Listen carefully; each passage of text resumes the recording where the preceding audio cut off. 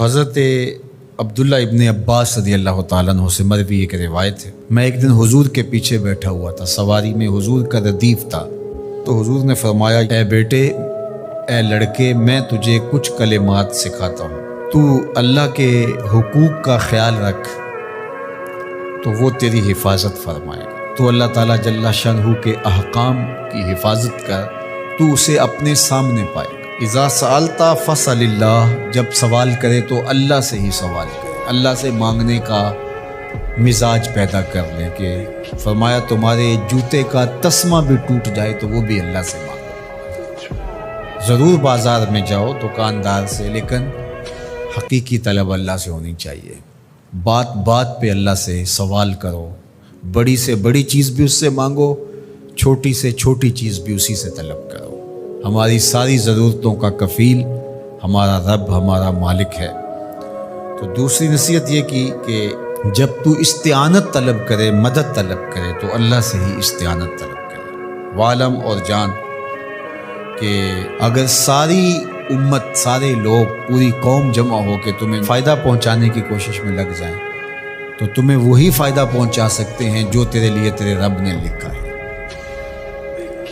اور فرمایا وَإِنِ اجْتَمَعُوا عَلَىٰ أَن يَضُرُّوكَ بِشَيْءٍ، اور اگر تمہیں نقصان پہنچانے کے درپے ہو جائیں، لَمْ يَضُرُّوكَ إِلَّا بِشَيْءٍ قَدْ كَتَبَهُ اللَّهُ عَلَيْكَ، تو تجھے صرف وہی نقصان پہنچا سکتے ہیں جو اللہ نے تیرے لیے لکھا ہے۔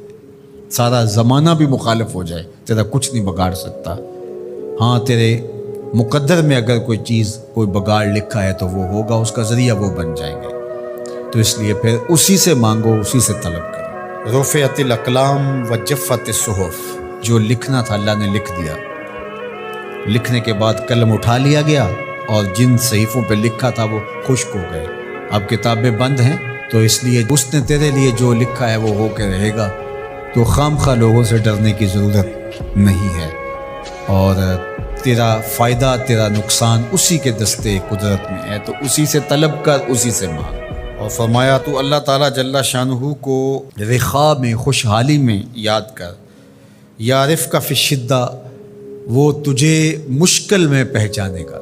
یعنی جو شخص خوشحالی کے دور میں اس کے پاس دولت ہے، صحت ہے، تو اللہ تعالیٰ کو فراموش نہیں کرتا، اللہ اس کی بدحالی کے زمانے میں اس کو فراموش نہیں کرتا۔ وعلم اور جان ان النصر مع الصبر، کہ جو مدد ہے وہ صبر کے ساتھ آتی ہے۔ وان الفرج مع الکرب، اور کشادگی جو ہے وہ مشکل کے ساتھ آتی ہے۔ وان مع العسر یسرا، اور سہولت جو ہے وہ مشقت برداشت کرنے کے بعد آتی ہے، تنگی کے بعد فراخی آتی ہے، پہلو مشکل پھر تمنا، پہلو کنڈا پھر پھول، شاید مگروں پہلو مکھیاں ڈس دیاں ڈنگ والیاں۔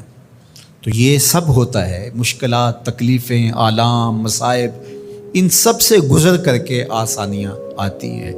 خود حضور کی زندگی دیکھ لیجئے، مدنی زندگی مکی زندگی کے گزرنے کے بعد، طائف کے مراحل کو طے کرنے کے بعد آتی ہے۔ تو ہم ڈائریکٹ اگر چاہیں مکی زندگی کو اختیار کیے بغیر اور طائف کی مشکلات اور سنگلاخ راستوں سے گزرے بغیر مدنی برکتیں حاصل کرنا، تو وہ نہیں پا سکتے۔